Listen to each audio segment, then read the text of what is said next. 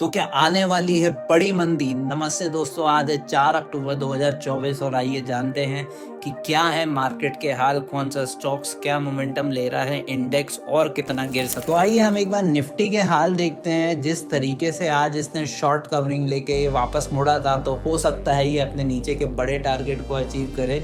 एक हम सपोर्ट देखें तो बड़ा सपोर्ट हमारा बन रहा है 24,000 के पास में। इसके अलावा अगर 24,800 जो हमने कल टारगेट लिया था, अभी उसके पास में है 25,000 पे सपोर्ट लेके मार्केट सस्टेन कर रहा है। इसके अलावा हम अगर बैंक निफ्टी देखें तो बैंक निफ्टी ऑलमोस्ट अपने टारगेट्स के पास आ रहा है। 50,500 के आसपास का जो टारगेट है वो आ सकता है। इसके अलावा अगर ये और गिरा तो उसके बाद 49,700 या 800 के आसपास बैंक निफ्टी को सपोर्ट मिल सकता है। तो देखते हैं कि क्या उसमें होने वाला है। अब थोड़ा सा हम हीट मैप की ओर जाते हैं कि कौन से सेक्टर बुलिश है, कौन सा बियरिश है। ओवरऑल हमें बैंकिंग थोड़ा सा वीक और कंसोलिडेशन फेज में लग रहा है, बट बैंक निफ्टी गिर रहा है और इसमें हमें देखें कि सबसे ज़्यादा गिरावट बजाज फाइनेंस में आ रही है। और इसके अलावा ओवरऑल सब कुछ साइडवेज है, मतलब कुछ स्टॉक्स बाइंग में है, कुछ सेलिंग में है। तो ओवरऑल कंफ्यूज स्टेटस क्रिएट हो रहा है कि मार्केट में क्या किया जाए। आईटी में हम देखें तो थोड़ा बहुत कंसोलिडेशन इन्फोसिस ने लिया है, और हम देखें विप्रो भी थोड़ा साइडवेज ही रहा है। तो ये स्टॉक्स गिरावट में गिर नहीं रहे हैं, तो हो सकता है जब भी चीज़ें पलटें तो आईटी एक कारण बने। ये बात हमने कल भी की थी कि आईटी और फार्मा हो सकता है अगली बढ़त के कारण बने। अब हम देखें एफएमसीजी पूरा नेगेटिव जा रहा है, मैन्युफैक्चरिंग भी नेगेटिव जा रहा है। हमें टाटा मोटर थोड़ा सा कंसोलिडेशन फेज में दिख रहा है, क्योंकि ऑलरेडी वो बहुत गिर चुका था और अपने सपोर्ट पे स्टैंड कर रहा था, जिसके कारण हो सकता है कि टाटा मोटर रिवर्स हुए। बाकी आप टेलीकॉम सेक्टर में सभी नेगेटिव है। एम&एम न्यूज़ में आया था कि थार रॉक्स का एक अच्छा सेल्स हो सकती है, बट क्योंकि मार्केट की मंदी और उसके रिजल्ट के कारण ओवरऑल एम&एम भी काफ़ी नेगेटिव में है।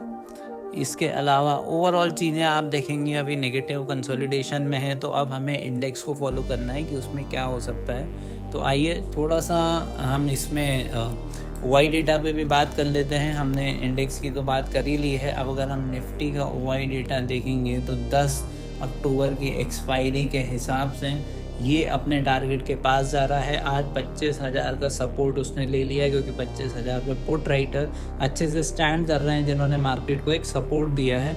और इसके बाद जो बड़ा सपोर्ट है वो 24,500 पे है। उसके पहले 24,800 जो हम बात कर रहे हैं, वहाँ थोड़ा सा मार्केट रुक सकता है और हो सकता है वहीं से रिवर्स भी हो जाए।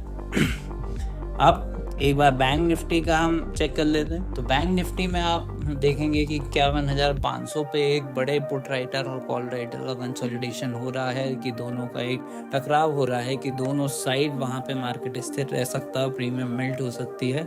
इसके अलावा हम देखें 51,000 पे भी बहुत बड़े पुट राइटर बैठे हैं, तो अगर मार्केट उससे नीचे आया तो 51,000 से पलट सकता है। अब हम इसके आगे आते हैं तो कुछ स्टॉक्स की बात करते हैं कि कौन से स्टॉक्स मार्केट में क्या मोमेंटम कर सकते हैं। तो आईसीआईसी बैंक को देखें, कल हमने इस पे बात की थी कि ये एक डाउन ट्रेंड में है और ये आपको एक अच्छा टारगेट दे सकता है डाउन साइड में। तो उसने नीचे आते आते हमारे एक अच्छे लेवल पे शॉर्ट कवरिंग करके वापस नीचे आया है। तो एक टारगेट हमें ये दे रहा है, हमारे जो फर्स्ट टारगेट था 1230 का, उसके करीब आ चुका है। अब वो टारगेट कंप्लीट करने के बाद हमारा 1203 रुपये का एक टारगेट है, तो हो सकता है अगली गिरावट में वो टारगेट भी अचीव करता है। अब हम आते हैं बलरामपुर चीनी पे, जो हम लगातार बोल रहे हैं कि ये कंसोलिडेशन का स्टॉक है। जो भी गिरावट मिले इसको आप बाय कर सकते हैं, क्योंकि ये अपने टेक्निकल और फंडामेंटल रीजंस के कारण एक अच्छा मोमेंटम आगे देने वाला है। अब हम देखें चंबल फर्टिलाइजर, जो हमने ब्रेकआउट पे पकड़ा था, कल हमने बात की थी कि वो रिट्रेसमेंट के लिए आ रहा है, पर वो वापस से उसी जोन के अंदर आ गया जिसमें उसने लंबे समय कंसोलिडेशन किया है, और जोन के अंदर आके उसने मल्टीपल टॉप्स बना के एक अच्छी गिरावट दी है। तो अगर आज इसमें शॉर्ट में आप ट्रेड करते हैं तो अच्छा मोमेंटम आप पकड़ पाते हैं। आईटी में हम बात करें तो हमने HCL टेक भी लेके चल रहे थे।